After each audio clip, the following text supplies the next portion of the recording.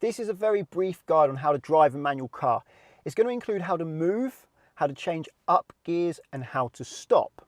The first thing you need to do is turn the engine on. Now there's two stages to turning the engine on. The first is your ignition.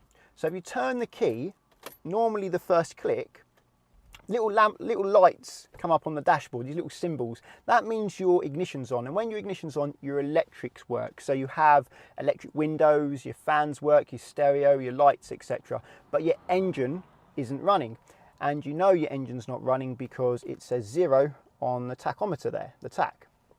To get the engine running, what I recommend you do is hold the clutch down, which is this left pedal here, clutch to the floor, all the way to the floor when you press it down, and then turn the key all the way, and then the engine fires into life. As you can see, the engine is now spinning. The reason I recommend holding the clutch down when you turn the engine on is not only some cars require you to do this, but if your car was in gear and you turn the engine on, the car would shoot forwards in a forward gear and backwards in reverse gear. Okay, so once your engine's started, your gas is now going to work. This is your gas pedal here, but you're not going anywhere, and that's because you're not in gear. So to put it in gear, make sure you press the clutch down. As my clutch is already down, I'll just leave it down, or if it wasn't down, I'll just press the clutch down. Then I'll move it into gear 1 by pushing the gear stick all the way to the left and forwards. Most cars are like this. When I say most cars, nearly all cars these days are like this. Some have what's known as a dog leg gearbox, but you really don't see them these days, only in older performance cars where first would actually be where second is, but left and forwards for first. And what you need to do next is take the handbrake off. Now, if this was a hill and you took the handbrake off, the car would roll. So I don't recommend practicing driving a manual car on a hill until you first of all practiced on a flat. The way I'm going to teach you here is not going to work on a hill very well. So I'll take the handbrake off. To do that, this is the handbrake. I'll lift it up. That allows me to press the button in. Now I'll hold the button in as I push it down. Now the handbrake is off. Now I need to set the gas. And what I mean by set the gas is give a little bit of gas so there's a little bit of power. So this is the right pedal. This is my gas pedal. I'm going to press that gently until the revs build up somewhere between 1 and 2,000 RPM. Some underpowered cars may need you to have as much as 2,000 RPM, but most cars are okay somewhere between 1 and 2 as I have now. Practice keeping that steady before you try setting off, because it's quite a hard pedal to keep steady as there is a delay. You move it a bit, it then increases later. You come off the gas a little bit later it goes down, so you end up sort of chasing your tail with it going up and down all the time. So press it a little bit, wait, and it will gradually build up. Normally about the thickness of a pound coin seems to do the job nicely. The next stage is to move. Simply all I need to do is lift the clutch, this left pedal that I'm currently on at the moment, up to the bite point. Now you know when you're at the bite point because the car starts to move. Once I reach the bite point, it's really important that I stay at the bite point. If I continue to lift the clutch, the car will kangaroo up the road or it may stall. Holding the clutch on the bite point will give the clutch a chance to do its job.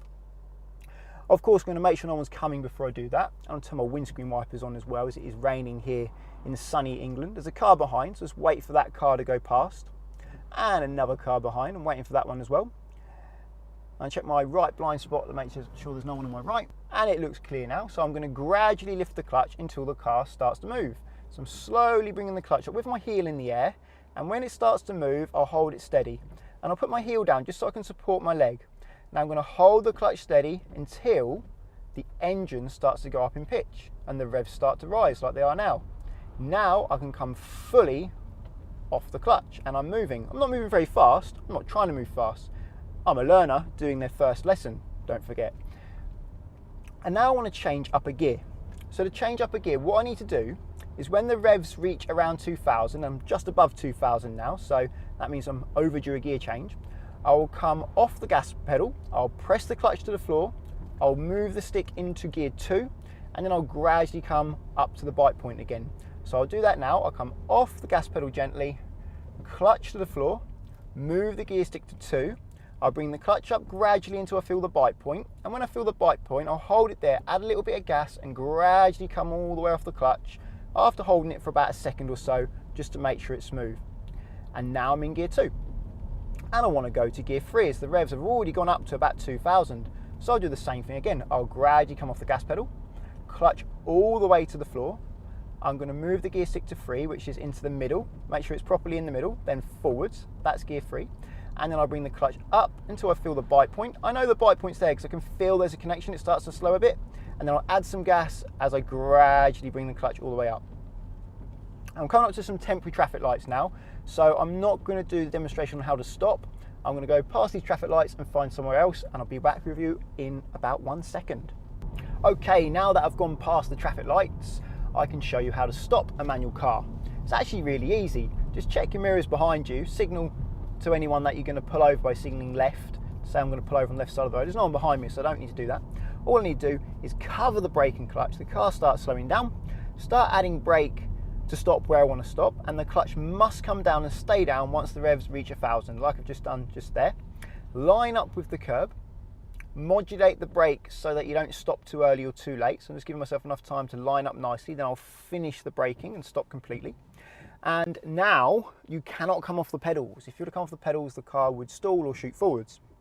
What I first must do is pull the handbrake up. So hold the button in, pull it up. When it's firm, let go of the button, and then it should stay up. And that means I can come off the foot brakes. The handbrake has taken over the work of the foot brake for me. And I must put it into neutral before I come off the clutch. And so now I'm in neutral, is I'll put the gear stick in the middle, and to double check, I'll go from side to side. And if I can go from side to side like this, it's in neutral. If it's in gear, it will go from side to side, but not very much. So that's a good way to know you're in neutral. Definitely in neutral there. So I'll come off the clutch and I'm secure and stopped. I'm going to go quiet now and let you watch me drive. I'm going to move away, go up to second gear, then third gear, and then stop again. That way you can pause and rewind and watch it as many times as you like.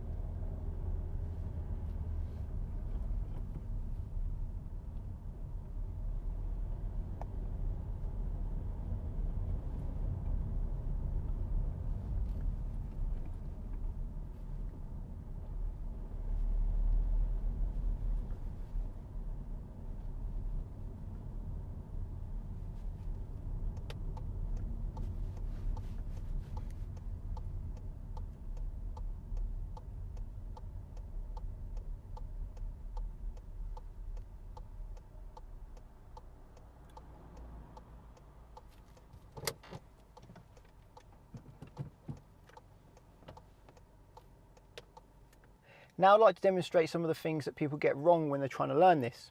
The first thing is they don't give enough gas.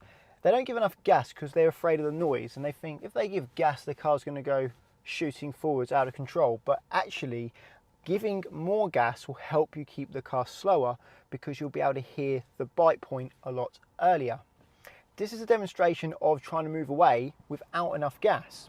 So clutch down, first gear, handbrake off. I'm going to cover the gas for good luck, and I'm going to bring the clutch up to the bite point without any gas, and I've stalled. Now, if I had gas, I would have heard the clutch bite point a lot easier and been able to pause on the bite point. And that brings me on to the next problem. The next problem is they don't pause on the bite point, they come off the clutch slowly but continuously, and that's not how the clutch works. I'm just going to restart the engine now it's stalled by holding the clutch down and turn the key. So now it's started again. The handbrake's still off, it's still in gear, so I'm still ready to go. This time I'm going to use gas, but when I bring the clutch up, instead of holding it on the bite point when I feel the bite point, I'm going to keep lifting it higher and higher and higher, and then see what happens. So it moved away, but it was a very big kick, and there certainly wasn't any control there. Just going to stop now, so clutch down and brake. Handbrake up so I can come off the foot brake, and neutral so I can lift the clutch up. Now that would be a big problem moving away like that, especially if you had a car in front of you or if you were parking. You need to be able to control your car and control it slowly for the tighter, more tricky situations. Don't hold the clutch indefinitely at the bite point though. Beginners should aim to hold the clutch for about 4 seconds when moving away and about 1 second when changing gear. Here is an example of kangarooing. This happened because I lifted the clutch up too high without giving any gas. Another common reason people struggle with the clutch is because they keep their heel on the floor as they lift the clutch. What I mean by that is when the clutch is down, the heel stays on the floor, and as they lift the clutch, this pedal now gets a lot lower under the foot. And when you're in traffic, you have to lift and lower the clutch many times without fully coming off it. So you come up to the bite point, and now you've got to push the clutch back down again. So the pedal's lower under your foot. You've got to lift it again as you want to move, and you get to the bite point, start moving, and the pedal's even lower. And now you go to press the clutch down, and you struggle to get it down. And the next time you do it, you've really got no control over the clutch at all. So it's really important not to keep your heel down like you would for the gas and the brake, but to keep your heel up.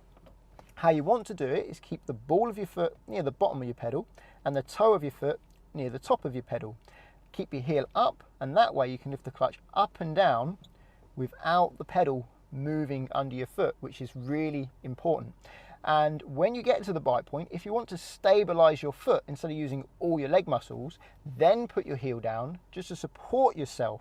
And then you can do small adjustments because the pedal doesn't really move much for the small adjustments. And if you need to press it back down again, you lift the heel up, down, and then when it wants to come back up to the bite point again, with the heel up, bring it up to the bite point, support your foot with your heel, and when you want to come off the clutch fully, just lift your heel again and gradually come off.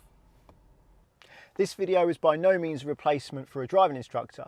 You will need to practice, and you need to practice where there's no traffic. Also, make sure you're in a road legal car. If you're practicing without an instructor, make sure you have insurance. Get £20 off via the link in the description to Collingwood, who provides specialist learner insurance that allows you to practice in a friend or family member's car without risking their no claims bonus. If you want to insure your own car, click on the link to Confused.com. I have found that they have the widest selection of cheap insurers for young drivers. Well, that's all for this one. Like it if you think it was good, and subscribe if you want to get my future videos. I'll see you on the next one.